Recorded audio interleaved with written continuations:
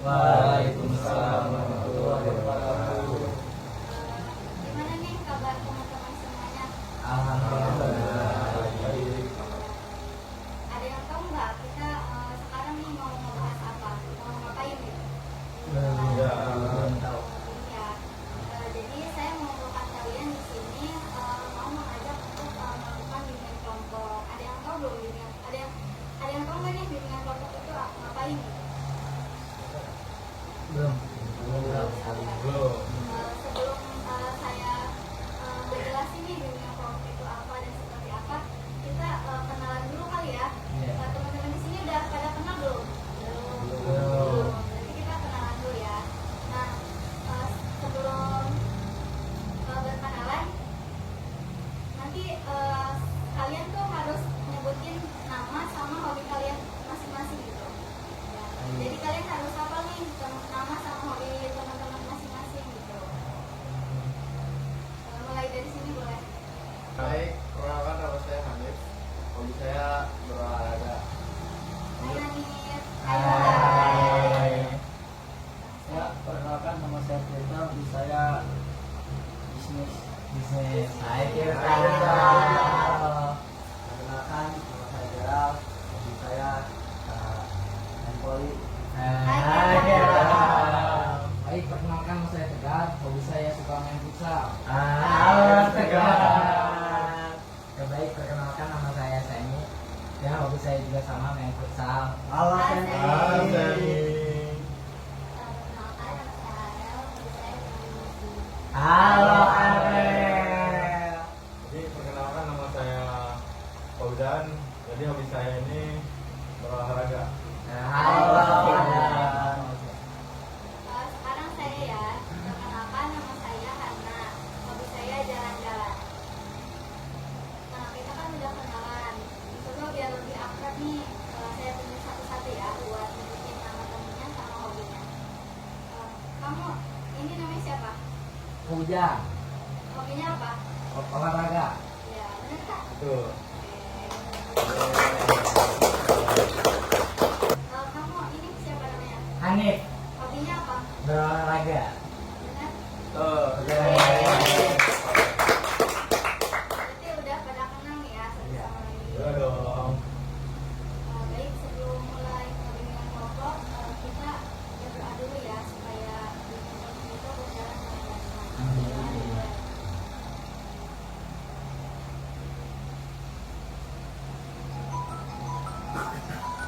Berdoa selesai. Jadi kita ini akan melaksanakan bimbingan kelompok. Nah, apa sih bimbingan kelompok itu? Jadi bimbingan kelompok itu kegiatan yang dilakukan oleh sekelompok nih, sekelompok orang dengan memanfaatkan dinamika kelompok. Nah, di bimbingan kelompok ini tujuannya supaya kita tidak terjerumus nih ke masalah tersebut. Nah, di bimbingan kelompok ini kita juga bisa mengembangkan skill komunikasi kita gitu. Kalian boleh nih saling terbuka, saling berpendapat. Nah, setelah bimbingan kelompok ini selesai, kalian cukup dikit aja ya, nggak boleh diceritain nih ke orang-orang kita tuh ngapain aja, terus ngebahas apa aja gitu.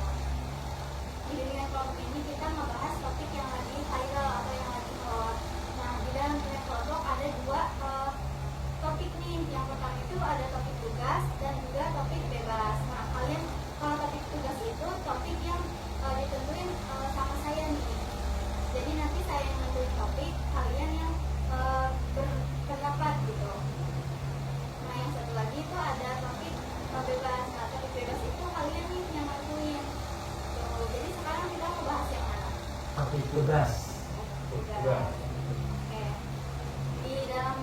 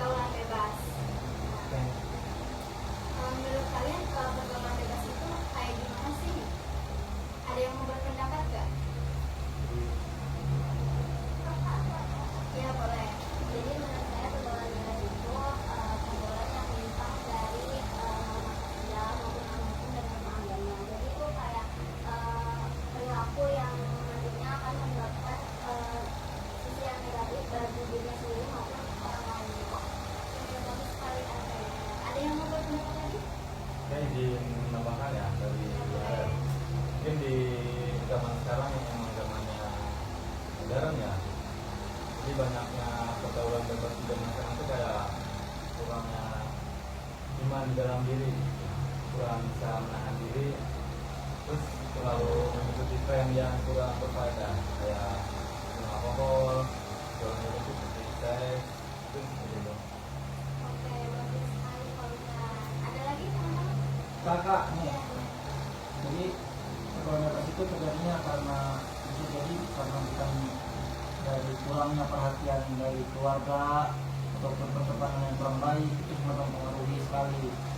Makanya dia itu bisa seperti itu karena ya diri dia itu kurang perhatian, dia itu hanya butuh perhatian dari seorang. Makanya jadi kita tuh tidak bisa menjudge bahwa dia tuh seperti itu karena dirinya sendiri, tapi harus kita pandang juga alasannya apa nih yang melatar belakangi bisa seperti itu gitu. Oke, terima kasih. Bagus sekali jawabannya. Ada yang ingin bertanya? Terus Iya. terus juga pergaulan bebas tuh bagi saya tuh sangat-sangat memakan waktu atau mengurangi waktu seseorang, karena di pergaulan bebas tuh mereka nggak pernah ingat waktu, terus juga selalu menyepelekan sesuatu, dan juga selalu melambat-lambatkan sesuatu. Jadi memakan waktu di sini tuh menyia-nyiakan waktu yang mungkin berpeluang besar buat mereka menjadi lebih baik atau berpeluang untuk masa depan mereka itu berubah menjadi baik. Yang lain? Coba, Iya. jadi pergaulan bebas itu bukan bukan sekedar soal bebas bergaul, jadi tapi lebih ke hilangnya batas dan kontrol diri dalam pergaulan. Jadi yang jadi masalah itu bukan pergaulannya, tapi ketika seorang tidak punya prinsip, terus dia itu mudah ikut arus.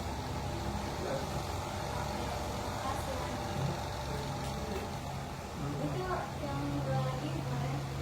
Baik, izin menambahkan. Menurut saya pergaulan bebas cenderung mengabaikan norma sosial, maksudnya aturan keluarga, sekolah atau masyarakat dianggap tidak penting. Contohnya, pulang larut malam tiap hari tanpa kabar walau sudah diperingatkan orang tua.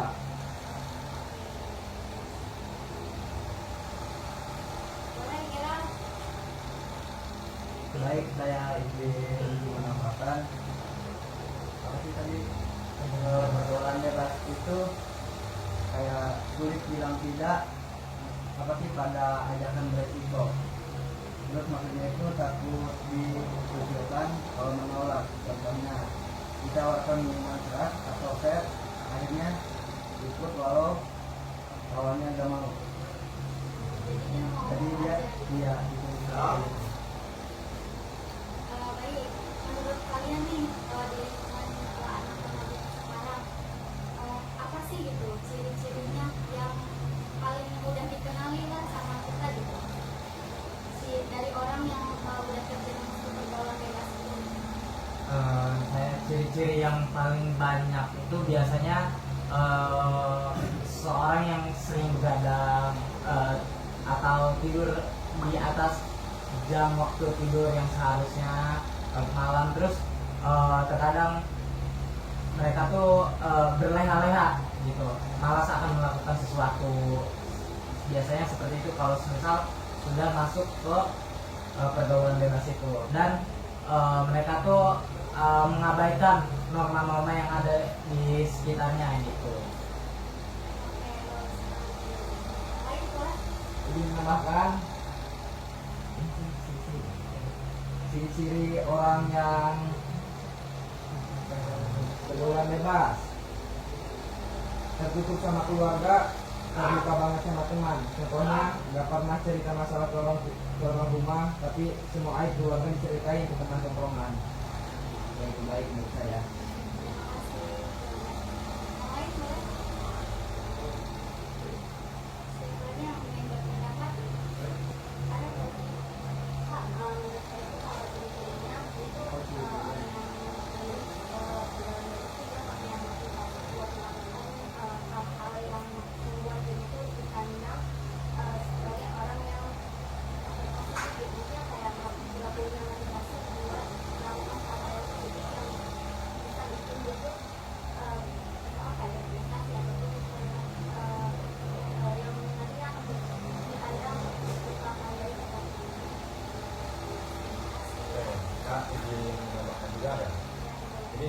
orang yang sudah terjerumus ke pergaulan bebas itu ke apa ya, gampang terbawa arus lah. Juga punya kalau ada teman, jadi kalau ada teman kayak gini dia ikut, temennya cuma bawa juga dia bakal ikut ikutan, jadi dia tidak bisa mengontrol diri seperti itu lah. Jadi sih Itulah saya kak Ya, ciri-ciri ya. ya. Ciri pergaulan bebas itu yang pertama itu ada satu, yaitu dia itu nggak punya batasan. Jadi dia bergaul itu tanpa aturan, terus juga nggak peduli norma atau apa namanya, nilai-nilai yang berlaku. Terus yang kedua ada kurangnya kontrol diri atau sulit menahan diri atau lebih mengikuti keinginan daripada berpikir panjang. Terus yang terakhir tergantung lingkungan pertemanan juga yang ya apa, lingkungan pertemanan yang baik atau dikelilingi teman yang memberi pengaruh negatif, bukan yang saling mendukung gitu. Berarti lingkungan juga sangat berpengaruh ya bagi pergaulan kita. Terima kasih. jadi pergaulan bebas itu sebenarnya kayak senang-senang itu lebih penting daripada apa ya, melakukan tanggung jawab. Misalnya pasti ada teman yang ngajak nongkrong party jadi gitu kan, tapi dia ketika ada tugas atau kewajiban yang lain tapi dia mengabaikan, lebih memilih main gitu.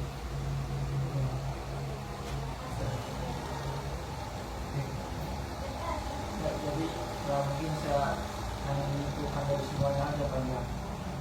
Jadi ciri-cirinya itu yang saya tangkap dari beberapa pendapat kalian itu berarti orang yang berpergaulan bebas itu dia tidak punya prinsip dalam dirinya.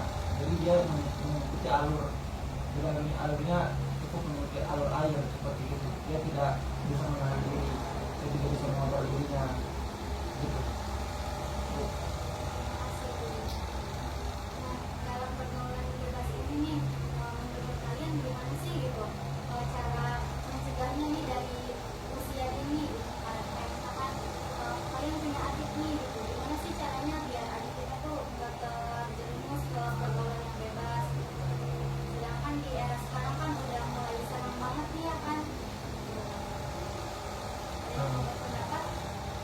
Menurut saya sebagai seorang kakak ya, jadi saya bakal ngajarin ke adik-adik saya apa aja sih yang harusnya menjadi batasan-batasan buat mereka. Mereka juga harus sadar akan, maksudnya dari mereka tuh harus sadar apa yang harus dilakuin dan apa yang harus yang harusnya nggak dilakuin gitu. Kita juga harus kita ajarin kayak norma yang ada juga kayak peraturan-peraturan yang ada, maksudnya yang ada di dalam keluarga itu harus benar-benar dijelaskan gitu.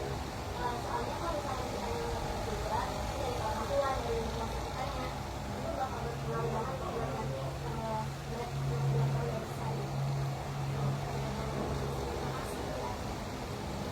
Lain ada yang Saya mau menambahkan, ya benar tadi kata Arel, harus dididik dari kecil juga karena peran seorang kakak maupun orang tua itu sangat berpengaruh ya bagi anak-anaknya akan pergaulannya, lingkungannya. Terus juga kita juga harus benar-benar bisa nempatin diri gitu, harus bisa nempatin diri kalau ada suatu hal. Dan terus juga kita juga harus bisa membatasi atas keinginan dan mungkin nafsu ya. Pasti semua orang juga mempunyai nafsu gitu kan, jadi kita harus bisa membatasi itu. Dan juga kita harus bisa yang paling penting itu mengontrol waktu yang harus dijaga. Kayak yang seharusnya waktu ini tuh kita udah harus belajar, atau harus waktunya tuh emang udah waktunya tidur, maka kita harus tepat gitu, nggak boleh melebih-lebihkan atau berleha-leha gitu. Iya. Saya izin apa ya, itu kata tadi kita tuh harus lihat dari lingkungan juga ya. Kita kan sudah tahu ya, pendidikan kita juga di lingkungan kita seperti apa, dan itu dimulai dari gadget dulu sih, karena di media sosial itu banyak pengaruh-pengaruh negatif, harus dibatasi, dan waktu juga emang harus manage biar teratur agar tidak terus seperti itu.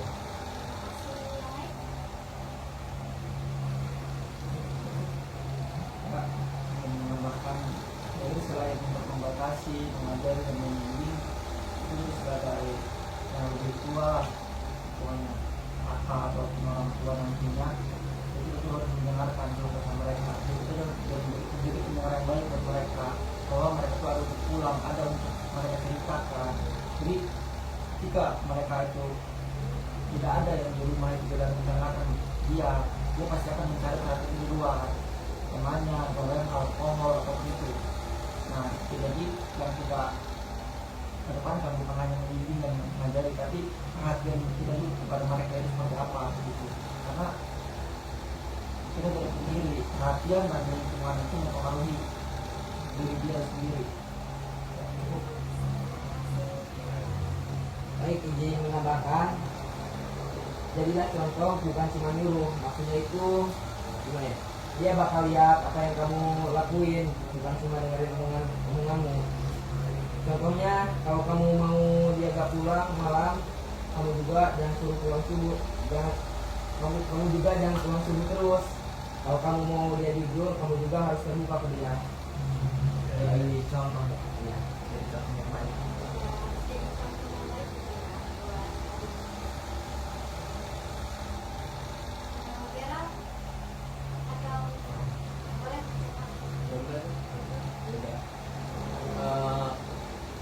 Apa cara agar tidak terdengar ya? Ya intinya kita tuh harus terbiasakan itu berani bilang tidak, karena berani bilang itu berani bilang tidak itu salah satu kunci utama biar tidak terjerumus ke pergaulan bebas. Soalnya banyak orang sebenarnya tahu apa yang mau dia lakuin itu salah, tapi dia itu tetap ngelakuin, yaitu karena takut dikucilin atau dianggap keren. Terus juga padahal kalau kita bilang tidak juga bukan berarti kita itu lemah atau tidak asik, itu tanda kalau kita punya prinsip dan kontrol diri.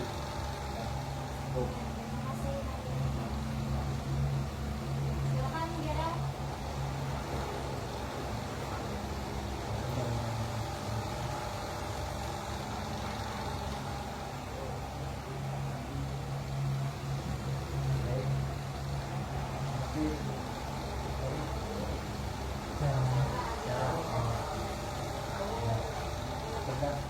Kita kalau udah nyinggung hal fatal gitu, misalnya kayak ada batasan yang nggak bisa dimentok seperti narkoba, dunia, seks, bebas dan kekerasan.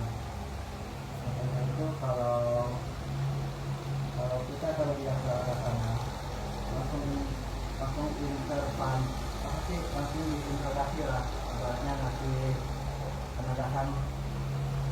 Terus kalau diajak ngobrol juga jangan terlalu terbawa suasana gitu sama apa yang dia lakuin gitu. Jadi kita harus tetap enjoy supaya dia apa ya, kalau misalkan kita terlalu terbawa suasana pasti akan lebih menantang gitu. Nah, tadi kan ada yang sempat menyinggung juga tentang sosial media. Menurut kalian seberapa penting sih pengaruh sosial media bagi pergaulan kita sekarang? Pengaruh sosial media itu sangat-sangat berpengaruh banget bagi saya. Dikarenakan hampir mungkin 90% remaja itu mempunyai sosial media, dan mereka juga berkecimpung di dunia maya, dan bahkan banyak orang yang ingin terlihat keren atau ingin terlihat wah di sosial media, dan itu sangat berpengaruh banget sama pergaulan mereka, karena terkadang mereka tuh mencari sensasi yang seru agar mereka tuh terlihat uang, padahal hal itu tuh apa namanya, kayak melanggar norma-norma yang ada, terus juga kayak itu tuh bukan hal yang sewajarnya harus dilakukan gitu tuh. Jadi memang sosial media tuh menjadi tempat yang sangat apa ya, sangat ratu lah buat remaja-remaja gitu, karena di situ tuh banyak ada pergaulan bebas, dan karena di situ juga kan kita bisa berpendapat bebas. Jadi terkadang ada orang yang gampang terbawa arus atau suasana gitu tuh di sosial media itu.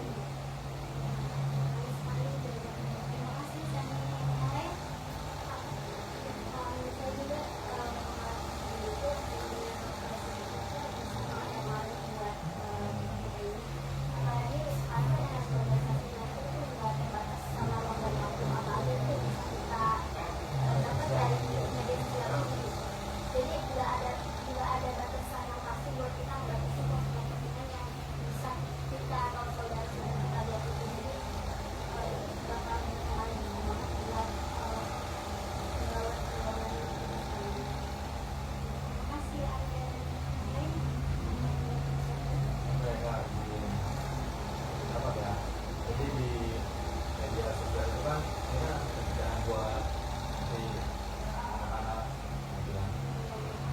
Jadi kan anak-anak ini masih belum paham atau masih belum ngerti ya tentang batasan yang harus diakses.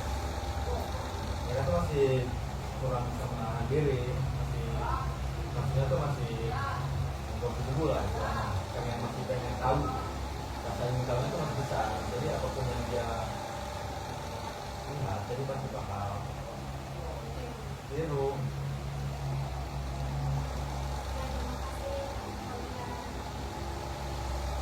Ini tambah juga media sosial itu sangat berpengaruh, karena di zaman sekarang media sosial itu menurut saya lebih banyak buruknya daripada baiknya kalau kita menurut suatu budaya, karena benar-benar sangat mendadak, apalagi untuk anak di bawah umur lah contohnya, karena tidak pantas untuk mereka. Bukan itu, sekarang banyak banget bisa diakses dan bisa lain-lainnya.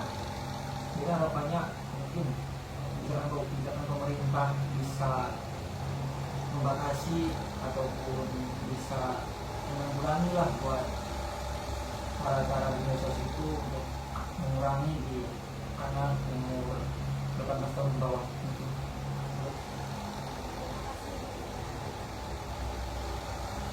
Ya kak, sama ya kayak kita, kalau media sosial itu lebih banyak apa namanya, iya lebih banyak kayak hal negatifnya itu, karena jika tidak digunakan dengan bijak, banyak konten yang menampilkan gaya hidup bebas dan kurang sesuai norma, sehingga mudah ditiru remaja-remaja sekarang.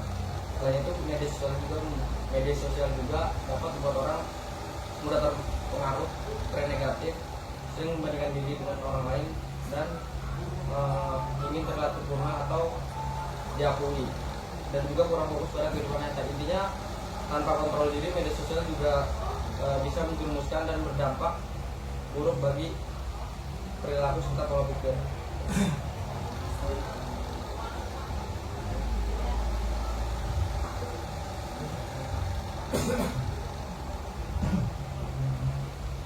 Terbaik izin tambahkan kak, private story dan second akun buat tutupin.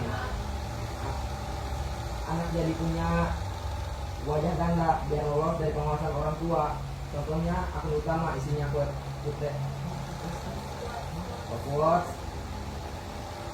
religi, akun kedua isinya video dugem, ciuman atau pamer belanja pakai uang pinjol. Baik, itu menurut saya. Jadi second akun juga berpengaruh. Iya. Oke, terima kasih sudah.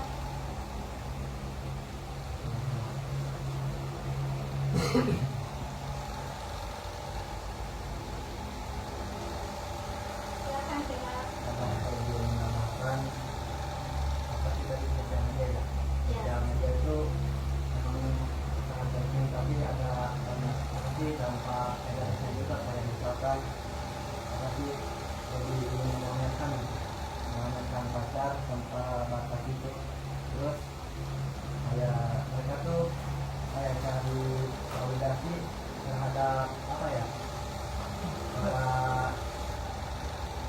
sih namanya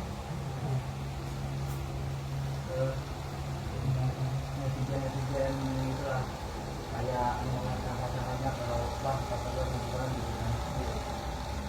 Terus tambah lagi apa sih namanya, kayak memamerkannya itu sama auratnya terbuka gitu, jadi dapat khusus gitu, jadi nggak cocok lah kalau aurat itu. Jadi kan pantas perempuan. Terima kasih jawabannya.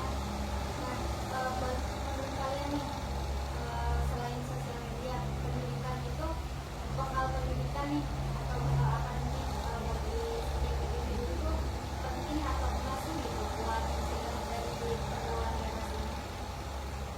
Kalau misalkan orang itu tanpa adanya ilmu pengetahuan yang luas gitu ya, apakah itu akan cepat terjerumus atau tergantung emang dari dirinya sendiri? Jadi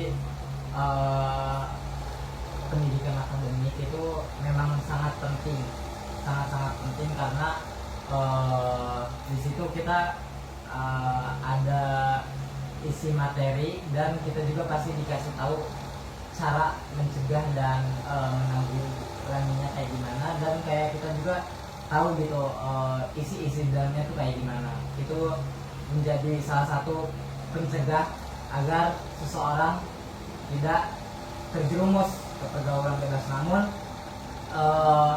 menahan diri dari diri kita sendiri juga itu lebih penting gitu, karena mau bagaimanapun kita diberi pendidikan akademik, tapi baik lagi kita, karena kita yang menentukan diri kita sendiri gitu ke depannya, kayak kita mau itu terjerumus atau tidak, karena kita yang punya kontrol diri itu, jadi kita harus tahu batasannya gitu. Ini menambahkan juga pendidikan itu sangat penting untuk kita lah kedepannya, supaya kita juga tidak bisa langsung terjerumus ataupun masuk ke lingkungan seperti yang kita sudah bahas dari awal. Kenapa mereka penting? Karena pendidikan itu kita tahu batasan-batasan yang benar kita, yang baik untuk kita dan tidak baik untuk kita, karena yang kita lakukan itu bukan untuk orang lain juga, untuk kita jadi pribadi dulu baru ke orang lain akibatnya. Jadi ketika kita sudah berpendidikan, wawasan kita akan terbuka. Oh ini baik, oh ini tidak, oh ini teman yang baik, oh ini teman yang tidak. Jadi kita juga harus mengumpulkan dan harus benar-benar membaca dulu lingkungan. Itu membaca lingkungan karena kita punya wawasan, karena kita punya pendidikan. Jadi tidak langsung maaf, orang berpendidikan pasti kurang, tidak seperti kita yang mahasiswa, tidak bisa apa ya, wawasannya kurang luas lah mungkin. Jadi tidak semua yang tidak berpendidikan itu yang luas, tapi yang banyaknya juga seperti itu. Oke, sebenarnya dengan juga ya, sebenarnya pendidikan itu sangat penting ya kan, tapi tergantung dari kontrol diri kita juga. Sebenarnya pendidikan juga penting, tapi itu tuh tidak menjadi acuan atau tolak ukur ya. Sebenarnya itu harus berjalan beriringan sebenarnya sendiri. Kalau emang berpendidikan itu membuka wawasan, bisa mencegah, banyak kok orang yang berpendidikan yang pergaulan bebas atau lebih parah dari ini, itu karena mereka tidak punya kontrol diri, tidak punya batasan, dan tidak menjadi diri sendiri sih sebenarnya.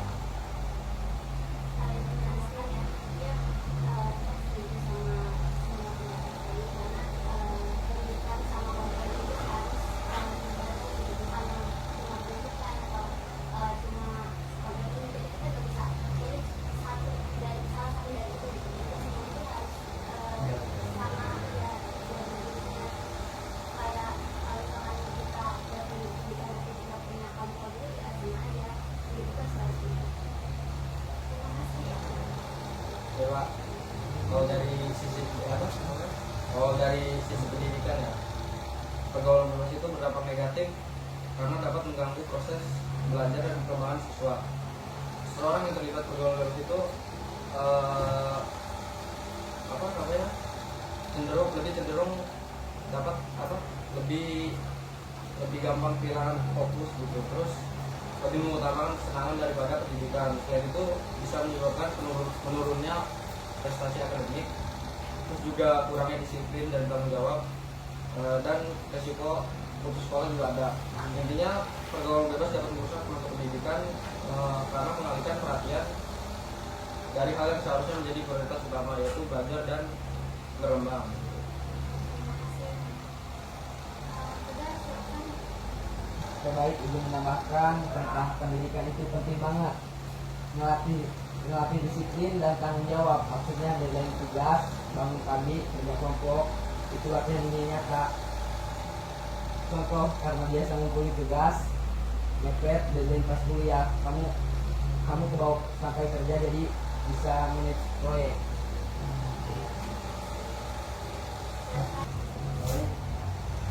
Fondasi penting untuk pola pikir logis, maksudnya akademik, melatih cara mikir, untuk menganalisis data dan mengambil kesimpulan. Contohnya karena terbiasa bikin skripsi, kamu jadi bisa bedain mana yang real dan mana yang hoax. Terima kasih.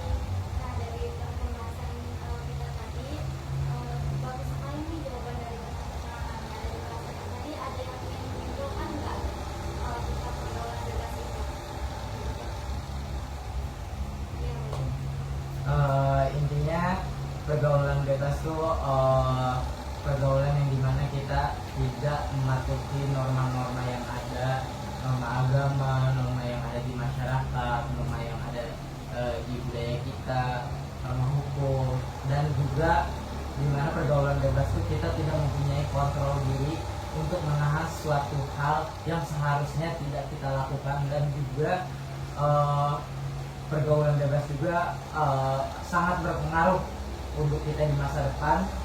Serta mungkin karena pergaulan bebas, mungkin dia mengikuti pergaulan bebas karena dia tidak punya perhatian dari keluarganya, dari orang sekitarnya, dan juga terkadang juga mereka masuk ke pergaulan bebas karena ingin terlihat wah atau keren di depan teman-temannya.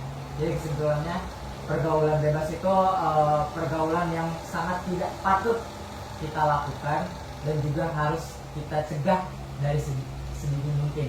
Terima kasih. Jadi untuk mencegah dari pergaulan bebas itu kita harus tanamkan kontrol diri di dalam diri kita masing-masing. Selain kontrol diri, kita juga harus selalu tumbuhkan iman ya di dalam diri kita juga agar tidak jauh dari agama. Apa nih kesan dalam bimbingan kelompok kali ini menurut teman-teman? Apa seru atau bosen? Mungkin pembahasan kita cukup sampai di sini aja ya. Terima kasih teman-teman sudah meluangkan waktunya, sudah berpendapat lah gitu ya. Sebelum menutup bimbingan kelompok kali ini, kita tutup lagi dengan doa.